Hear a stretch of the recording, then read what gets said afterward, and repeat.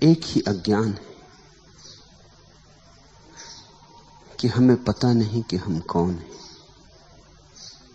फिर सारे अज्ञान उसी एक अज्ञान से पैदा होते। एक ही बीज है, फिर तो वृक्ष बड़ा हो जाता है, फिर तो बहुत शाखाएं प्रशाखाएं होती, बहुत फूल पत्ते लगते, फल लगते, और फिर एक बीज में बहुत बीज भी लगते। वनस्पति शास्त्री कहते हैं एक छोटा सा बीज सारी पृथ्वी को हरियाली से भर देने में समर्थ है, और एक छोटे से अज्ञान के बीज ने मनुष्य को परिपूर्ण अंधकार से भर दिया है। बीज है छोटा, यह बोध नहीं है कि मैं कौन हूं, और जिसे यही बोध नहीं है कि मैं कौन हूं, फिर वो जो भी करेगा गलत ही करेगा। जहां भीतर का दिया ही न जला हो, फिर तुम्हारे कृत्य के ठीक होने की कोई संभावना नहीं। और हम सब चेष्टा करते हैं कि कृत्य ठीक हो जाए। ये ऐसे ही है जैसे कोई अंधेरे में दिया तो न जलाए और ठीक ठीक चलने का अभ्यास करे, ताकि अंधेरे में मैं बिना गिरे चल सकूं, बिना टकराए चल सकूं, दीवालों से सिर न फूटे, जब चाहिए तब दरवाजा मिल जाए। काश जिंदगी स्थिर होती तो यह संभव हो जाता। काश ऐसा होता कि तुम एक ही मकान में सदा रहते, एक ही कक्ष में सदा रहते, तो धीरे धीरे अभ्यास हो जाता। धीरे धीरे तुम जानने लगते बिना दिए के जलाए द्वार कहां है, दीवाल कहां है। जानने लगते टेबल कहां रखी, कुर्सी कहां रखी। जानने लगते किस दिशा में जाएं, किस दिशा में ना जाएं। तो दिए की भी जरूरत न थी। लेकिन जिंदगी रोज बदल जाती, ये अड़चन है। ये जिंदगी का मकान परिवर्तनशील है। यहां एक क्षण को भी कुछ स्थिर नहीं है। यहां सब धारा है, यहां सब बह रहा है, यहां सब बदल रहा है। इसलिए कल तुमने जो तय किया था वो आज काम नहीं आता। आज जो तुम अनुभव करोगे वो कल काम में नहीं आएगा। दिया तो जलाना ही होगा। ये जिंदगी के सरित प्रवाह में केवल अभ्यास कर लेने से कृत्यों का कोई परिणाम होने वाला नहीं है, बल्कि खतरा होता है। ऐसा सोचो कि कमरा रोज बदल जाता हो, रात तुम सोए कमरा घूम जाता हो, जहां दरवाजा था दीवार आ जाती हो, जहां दीवार हो दरवाजा आ जाता हो। कल तुमने अभ्यास कर लिया था, निश्चिंत होकर सोए थे कि अब तो सब पता हो गया, अब दोबारा सिर न टकराएगा, अब चोट ना खाऊंगा, अब तो जब निकलना होगा बाहर तो निकल जाऊंगा, अब तो मैं जानता हूं। कल तुम निश्चिंत होकर सो गए थे, लेकिन रात सारा मकान बदल गया। तुम्हारा ज्ञान सहयोगी न होगा और बाधा पड़ेगा, क्योंकि तुम निश्चिंत हो कि अब मैं जानता हूं। अब तुम एकदम से दीवार से टकरा जाओगे। वहां कल दरवाजा था, आज वहां दरवाजा नहीं।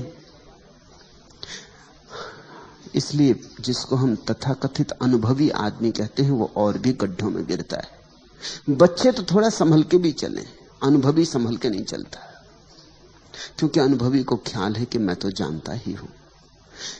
जानना तो सिर्फ एक है जगत में कि मैं कौन हूं, उससे ही भीतर का दिया जलता है और तुम्हारा सारा जीवन, तुम्हारे सारे कृत्य रोशन हो जाते। और दिया फिर ऐसा है कि मकान बदलता रहे बदलता रहे। जब दिया जल रहा है तो द्वार जहां होगा दिखाई पड़ जाए। यही नीति और धर्म का भेद है। नीति सिखाती है क्या करो, नीति अभ्यास करवाती है शुभ का, शिव का।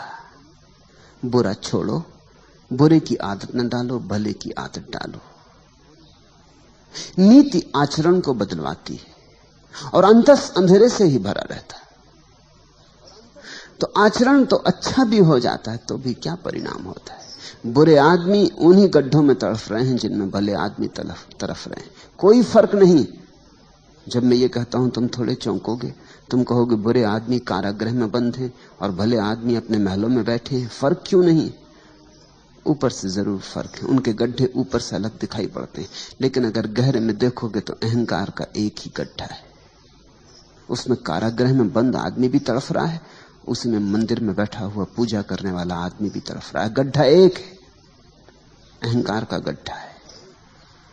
गड्ढा एक है क्योंकि अंधेरा एक है। न तो बुरा आदमी जागा है, जाग जाता तो बुरा क्यों होता।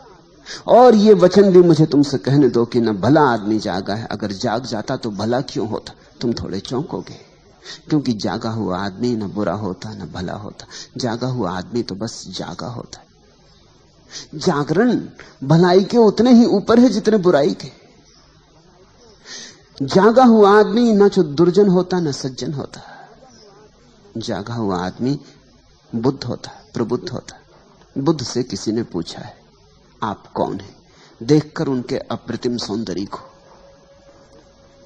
लगता है जैसे कोई देव पुरुष उतर आया है इंद्रासन से पृथ्वी पर। तो पूछा है पूछने वाले ने, आप कौन हैं? क्या आप देवता हैं?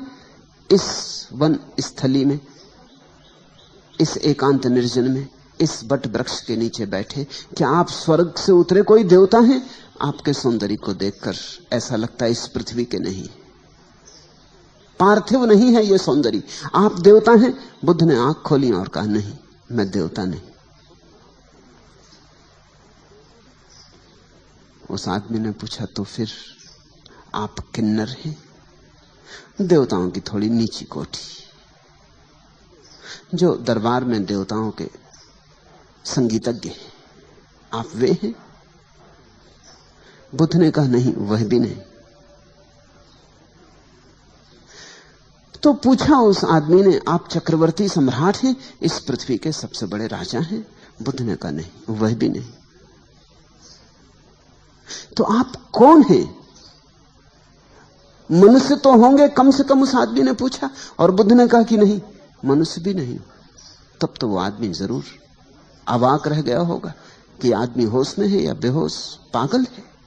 देवता नहीं, चलो न सही, चक्रवर्ती सम्राट न सही, न सही, मगर कम से कम मनुष्य, इसको भी इंकार करते हो? तो उस आदमी ने पूछा, फिर आप कौन हैं? बुद्ध ने कहा, मैं बुद्ध हूं, मैं जागा हुआ।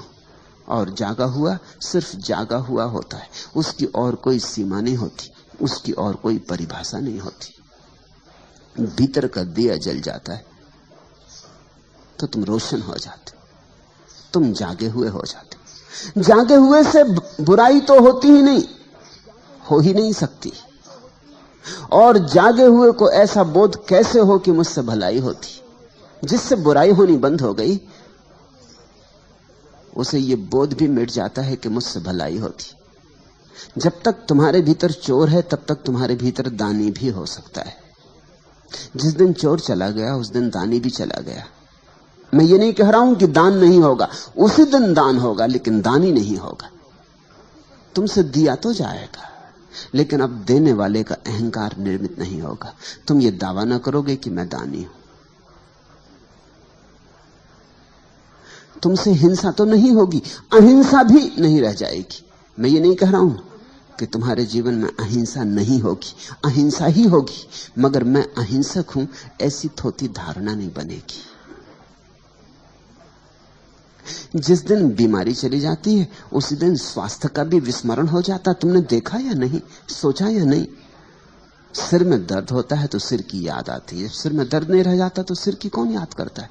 तुम जगत में ऐसा शोरगुल थोड़ी मचाते फिरते हो कि आज मेरे सिर में दर्द नहीं, कि आज मेरा सिर बिना दर्द के है। तो लोग हंसेंगे, लोग कहेंगे तो जरूर दर्द है, अन्यथा कौन बात करता है सिर की? जब दर्द चला गया तो सिर भी चला गया। दर्द में ही बोध होता, दर्द में ही चोट लगती, दर्द में ही कांटा गड़ता। जब बीमारी नहीं रह जाती तो स्वास्थ्य भी नहीं रह जाता। तुम देखो, स्वास्थ्य की चर्चा बीमार लोग ही करते। जो आदमी जितने स्वास्थ्य की चर्चा करे, समझना उतना ही बीमार है। बीमार आदमी प्राकृतिक चिकित्सा की किताबें पढ़ते हैं और स्वास्थ्य के संबंध में बड़े जानकार हो जाते। बीमार आदमी स्वास्थ्य की खोज में लगे रहते हैं कि स्वास्थ्य क्या है, कैसे बनाना, कैसे नहीं बनाना, स्वास्थ्य का अर्थ क्या। स्वास्थ्य नहीं है, इसलिए स्वास्थ्य क्या है इसकी खोज है। बीमारी ना हो तो बीमारी की छाया, वो जो स्वास्थ्य का विचार था, वो भी खो जाएगा। परम स्वस्थ आदमी का लक्षण होता है कि उसे अपने शरीर का पता ही नहीं होता। विदेह अवस्था है परम स्वास्थ्य। उसे पता ही नहीं होता कि शरीर है। तुम्हें पता है पैर का, जब तक पैर सो नहीं गया तब तक पता नहीं चलेगा। जब पैर सो जाएगा और झुनझुनी चढ़ेगी तब पता चलेगा। पैर में कांटा लगेगा तो पैर का पता चलेगा, सिर में दर्द होगा तो सिर का पता चलेगा। संस्कृत में दुख और ज्ञान के लिए एक ही शब्द है, वेदना। वेद का अर्थ ज्ञान होता है, विद का अर्थ जानने वाला होता है। बड़ा अनूठा शब्द है वेदना। दुनिया की किसी भाषा में ऐसा शब्द नहीं। संस्कृत के पास कुछ शब्द हैं जो दुनिया की किसी भाषा में नहीं हो नहीं सकते, क्योंकि जिन्होंने वे शब्द निर्मित किए उन्होंने बड़ी अनुभूति से उन्हें रचा है। वेदना का अर्थ होता है जानना और वेदना का अर्थ होता है दुख। जब दुख होता है तभी ज्ञान बनता है, दुख का ही ज्ञान होता है। इसलिए वेदना के दो अर्थ हैं, बड़े भिन्न अर्थ हैं, दोनों में कोई संबंध नहीं दिखाई पड़ता, कहां ज्ञान और कहां दुख। लेकिन दुख के अतिरिक्त कोई ज्ञान ही नहीं। जब दुख चला गया तो ज्ञान भी चला गया। तब एक परम शांति, एक निर्मल शांति, जहां न दुर्जन है न सज्जन, न पापी है न पुण्यात्मा, न नास्तिक है न आस्तिक। हिंसा गई, अहिंसा गई, नीति गई, अनीति गई, झूठ गया, सच गया, वे द्वंद्व गए, निर्द्वंद हुए। इस निर्द्वंद दशा का नाम धर्म है। नीति द्वंद्व में चुनाव करवाती, कहती हिंसा छोड़ो, अहिंसा करो, झूठ छोड़ो, सच करो, चोरी ना करो, दान करो, घृणा ना करो, प्रेम करो। नीति कृत्य सिखाती, ठीक कृत्य सिखाती। धर्म कृत्य की बात ही नहीं। धर्म को आचरण से कुछ लेना देना नहीं। धर्म अपूर्व क्रांति है। धर्म कहता है सिर्फ भीतर का दिया जले, फिर सब हो जाएगा, अपने से हो जाएगा, अपने से ही हो जाता है, फिर तुम्हें कुछ करना नहीं पड़ता। इसलिए परम ज्ञानियों ने तुम्हें जीवन और आचरण के नियम नहीं दिए, उन्होंने तो सिर्फ कैसे भीतर का दिया जल जाए इसकी प्रक्रिया थी। उस प्रक्रिया का नाम ही ध्यान है। तुम पूछते हो कि क्या है हमारा मौलिक गंवारपन, क्यों कहते पलटू अजहू चेत गंवार। अब जाग। चेत शब्द को समझो। चेत का अर्थ जागना भी होता, चेत का अर्थ चेतना भी होता। चेत का अर्थ होता है सावधान। खूब सो लिए, आंख खोलो, जागो। काफी सो लिए, अब तक सोए ही रहे। कभी बुराई में सोए, कभी भलाई में सोए। ऐसा समझो कि रात तुम सपने देखते हो। कभी सपना देखते हो कि साधु हो गए, हाथ में कमंडलू लिए भिक्षा मांगने निकले हो, और कभी सपना देखते हो कि हत्यारे हो गए, चोर हो गए और डांका डालने निकले हो। नैतिक व्यक्ति कहेगा अच्छा सपना देखो, साधु बनो, असाधु ना बनो। धार्मिक आदमी कहेगा सपने सब सपने हैं, चाहे तुम चोर बनो सपने में और चाहे साधु बनो, क्या फर्क है? सुबह जाग के पता चलेगा दोनों झूठे थे। इसलिए धार्मिक व्यक्ति कहता है अब जागो, सपने कब तक बदलते रहोगे? ऐसे ही हम सपने बदलते रहे। एक सपने से थक जाते हैं तो विपरीत सपना देखने लगते। रोज हो रहा है ऐसा। जब तक मन की इस अवस्था को तुम ठीक से ख्याल में ना लोगे, जागोगे नहीं। एक आदमी बहुत भोजन करता है तो ऊब जाता है, फिर भोजन से कष्ट होने लगता है, सुख तो मिलता नहीं, बहुत करने से कष्ट होने लगता है। जब कष्ट होने लगता है तो उपवास की सोचने लगता है। एक अति से दूसरी अति पर चले। जब कष्ट बहुत होने लगा तो आदमी सोचता है उपवास कर लूं। और मेरे अनुभव में ऐसा आया कि भोजन कम करना ज्यादा कठिन है, भोजन न करना ज्यादा आसान है। मैंने अनेक लोगों को देखा, उनसे अगर कहो कि थोड़ा सम्यक भोजन करो, इतना मत करो, आधा कर दो, वो कहते हैं ये कठिन है। आप कहो तो बिल्कुल बंद कर दें। अति पर जाना मन को आसान है, मध्य में आना मन को कठिन है। निश्चित ही जब खूब दुख भोग लिया जाता भोजन करके, पेट में दर्द है और सिर भारी है और दिन में आलस्य छाया रहता और प्रतिभा में निखार नहीं रह गया, सब धुंधला धुंधला हो गया, अंधेरा अंधेरा, और शरीर बेढब हुआ जाता, शरीर सौंदर्य खोए देता है। और जिंदगी एक बोझ रूप मालूम होने लगी तो तुम जल्दी से उपवास का सोचने लगते। चले उर्ली कांचन, उपवास कर ले, और तुम्हें उपवास करने वाले, करवाने वाले मिल जाते। मगर तुम्हारे जीवन की दशा को कोई नहीं समझता कि अड़चन कहां है। तुम उपवास कर लोगे कितने दिन? कोई जीवन भर उपवास कर सकता है? 10-5 दिन उपवास करके घर आओगे, फिर अति पर पहुंच जाओगे, क्योंकि 10-5 दिन जब उपवास किया तो भोजन ही भोजन का सोचोगे, और करोगे क्या? उपवासी आदमी भोजन ही भोजन की सोचता है, और कुछ सोचता ही नहीं। उसके चित्त में एक ही धारा बहती, भोजन भोजन। वो बड़ी योजनाएं बनाता है। देखते ना, जैनों के पर्यूषण के बाद सोहन इधर बैठी, उससे पूछना, वो अठई करती रही 8 दिन, क्या सोचती रही? वो 9वें दिन की बात सोचेगी कि 9वां दिन आता है, अभी आया ही जाता है। पर्यूषण जैनों के खत्म होते हैं, देखते एकदम सब्जी बाजार में दाम बढ़ जाते सब्जियों के।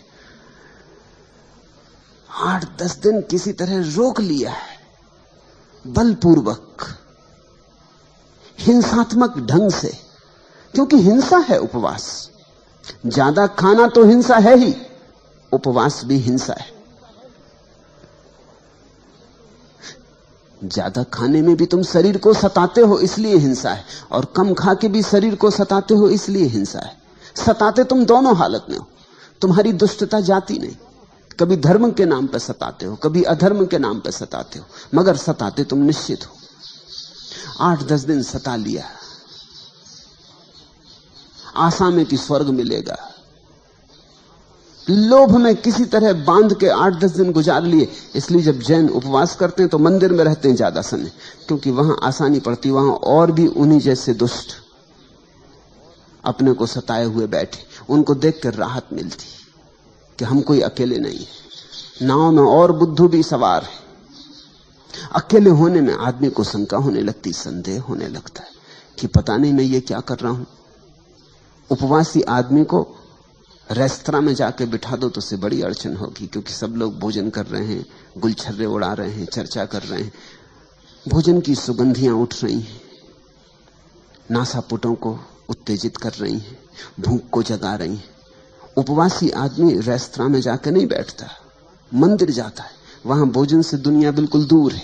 वहां ना भोजन की गंध उठती, ना कोई भोजन करता, ना कोई भोजन लाता। और जितने बैठे हैं वो भी ऐसे उदास, मुर्दा, वो भी ऐसी अपने को सताए हुए। वहां आसानी है। फिर वहां धर्म चर्चा चल रही है। धर्म चर्चा का कुल अर्थ इतना होता है कि यहां तुम जो कर रहे हो इसका बड़ा फल तुम्हें स्वर्ग में मिलेगा, मोक्ष मिलेगा, परम धाम मिलेगा, वहां परम ऐश्वर्य, सुख ही सुख, कल्प वृक्ष।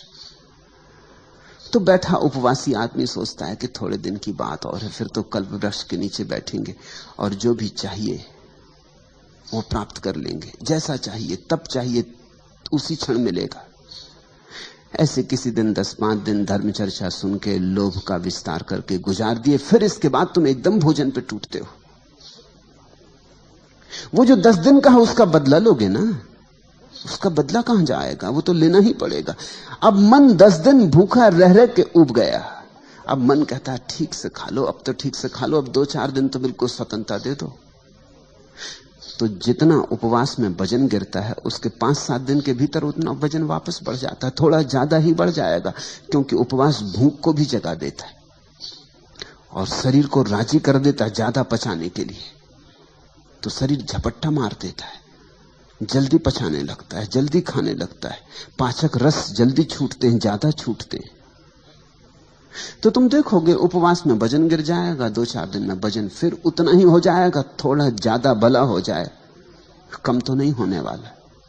फिर तुम सोचने लगोगे कुछ महीनों के बाद उपवास कर लें। ऐसा मनुष्य का द्वंद्व है। स्त्रियों के पीछे भागते भागते परेशान हो गए, एक दिन तय करते हुए स्त्रियों को छोड़ के जंगल भाग जाएं। ये स्त्री नरक का द्वार है। या पुरुषों के पीछे बहुत ज्यादा सिर फोड़ाफाड़ी हो गई है, सब देख लिया संसार, कुछ रस नहीं पाया, अब सोचते हैं कि अब छोड़ छाड़ दें, इस सब से हट जाएं। मगर अति से दूसरी अति।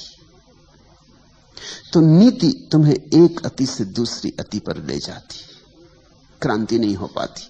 अति से मुक्ति में क्रांति है, मध्य में खड़े हो जाने में क्रांति है, संतुलन में क्रांति है, सम्यक्त्व क्रांति है। सम्यक्त्व शब्द को समझो, उसका मतलब है समतुल। ठीक बीच में आ गए, जैसे तराजू के दोनों पल्ले बराबर हो जाते हैं और कांटा बीच में आ जाता है, न इधर झुके न उधर झुके, न संसार में झुके और न मोक्ष में झुके, मध्य में खड़े हो गए। वही तो पलटू ने कल कहा कि इड़ा पिंगला मेरे दो पलड़े हो गए। दोनों को सतनाम की डांडी से संभाल लिया है। जैसे जैसे तुम्हारे भीतर बोध बढ़े, वैसे वैसे तुम्हारे भीतर संतुलन आता है, तुम्हारे भीतर द्वंद्व कम हो जाते। ये निर्द्वंद दशा का नाम ही अद्वैत है। एक ही भूल है कि तुम्हारा दिया जला हुआ नहीं। आचरण को सुधारने में बहुत चिंता मत लगाओ, और ध्यान रखना, मैं ये नहीं कह रहा हूं कि आचरण को बिगाड़ने में चिंता लगाओ। जब मैं सुधारने तक को दो कौड़ी का मानता हूं तो बिगाड़ने को कैसे मूल्य दे सकूंगा। मैं कहता हूं आचरण से दृष्टि को बदलो, गैर बदलो, अंतर्मुखी बनो। भीतर अंधेरा है, इसको कैसे रोशन करें, यहां कैसे प्रकाश प्रकटे, कैसे उजाला हो। ध्यान से उजाला होता है। ध्यान है ज्योति जलाने की प्रक्रिया, और मजा ऐसा है कि सब साधन मौजूद है। तुम्हारे घर में दिया है, तेल भरा, बाती लगा, माचिस भी रखी। जरा माचिस को रगड़ना है, जरा माचिस को रगड़ना है कि ज्योति पैदा हो जाएगी। फिर माचिस से ज्योति को बाती से छुआ देना है कि दिया जल उठेगा। तुम सब लेकर आए हो, तुम्हारे अंतरतम में सब मौजूद है। जो होना चाहिए वो सब मौजूद है, जो जो जरूरी है सब मौजूद है। थोड़ा संयोजन करना है,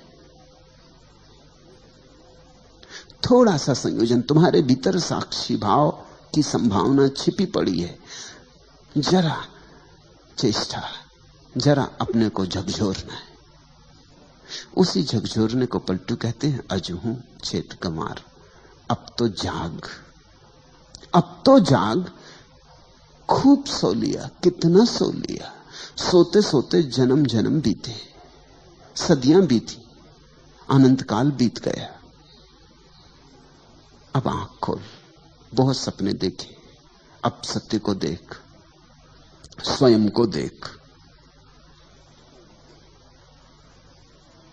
दूसरा प्रश्न, संत पलटूदास कहते हैं कि भागवत धन की लूट हो रही है और जो चाहे सो ले। यदि ऐसी बात है तो क्यों इस बात का धनी करोड़ों में एकाध हो पाता है?